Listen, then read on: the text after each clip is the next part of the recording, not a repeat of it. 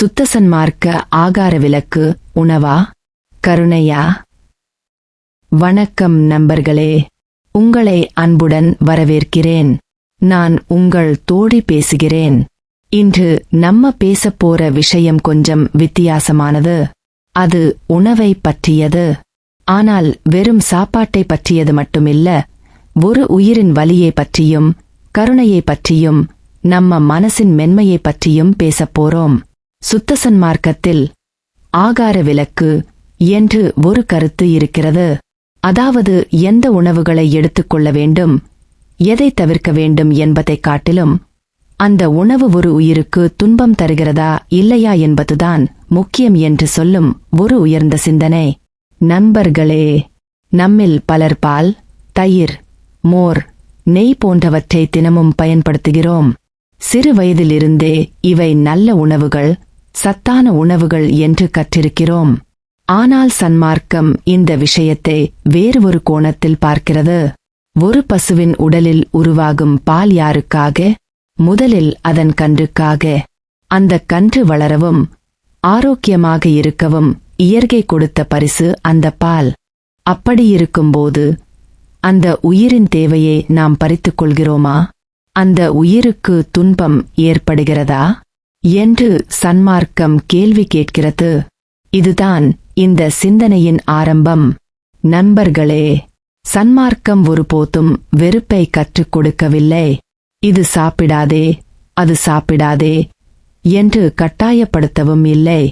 மாறாக, நீ சாப்பிடும் உணவின் பின்னால் இருக்கும் உயிரை பற்றி சிந்தித்துப் பார் என்று அன்பாகச் சொல்கிறது. இன்று உலகம் முழுவதும் விலங்கு நலன், உயிர் பாதுகாப்பு, இயற்கை வாழ்க்கை என்று பலர் பேசிக் கொண்டிருக்கிறார்கள். ஆனால் வள்ளலார் பல ஆண்டுகளுக்கு முன்பே ஒரு உயிரின் கண்ணீரை பற்றி சிந்திக்கச் சொன்னார். ஒரு உயிர் வேதனைப்பட்டு நான் சந்தோஷமாக வாழ முடியுமா? ஒரு உயிர் பசியோடு இருக்கும்போது நான் நிறைவாக இருக்க முடியுமா? ஒரு உயிர் உரிமை இழக்கும்போது நான் அமைதியாக இருக்க முடியுமா? இப்படிப்பட்ட கேள்விகளை நம்முள் எழுப்புவதே சன்மார்க்கத்தின் நோக்கம். நண்பர்களே, இங்கே முக்கியமானது பால் அல்ல, முக்கியமானது கருணை. நெய் அல்ல, முக்கியமானது இரக்கம். தயிர் அல்ல, முக்கியமானது ஜீவகாருண்யம். ஒரு உணவு உயிர் இம்சையால் கிடைக்கிறதா அல்லது உயிருக்கு துன்பம் இல்லாமல் கிடைக்கிறதா என்பதுதான் இங்கே பேசப்படும் விஷயம்.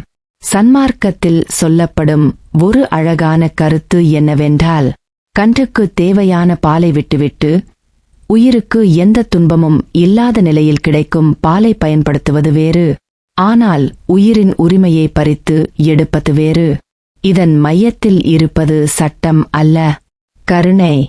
கட்டாயம் அல்ல, உணர்வு. தடை அல்ல, உயிர் நேயம். நண்பர்களே, ஒரு மனிதன் எவ்வளவு பெரிய பக்தராக இருந்தாலும் அவனுடைய இதயத்தில் கருணை இல்லையென்றால் அந்த பக்தி முழுமையடையாது என்று வள்ளலார் கூறுகிறார்.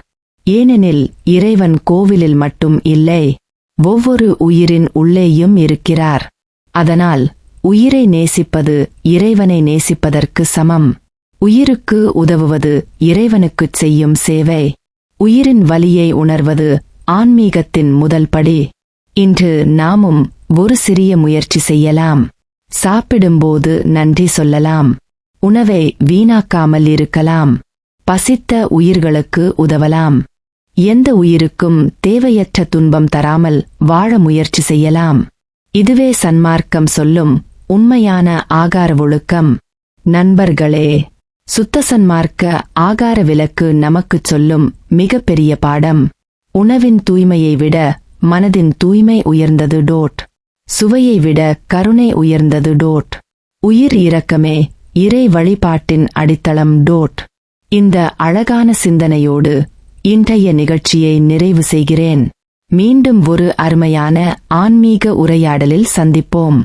அதுவரை அனைத்து உயிர்களையும் நேசியுங்கள். அனைத்து உயிர்களுக்கும் இரக்கம் காட்டுங்கள். அனைத்து உயிர்களிலும் இறைவனைக் காண முயலுங்கள். அருட்பெருஞ்சோதி, தனிப்பெருங்கருணை, அருட்பெருஞ்சோதி. நன்றி நண்பர்களே. திருச்சிற்றம்பலம்.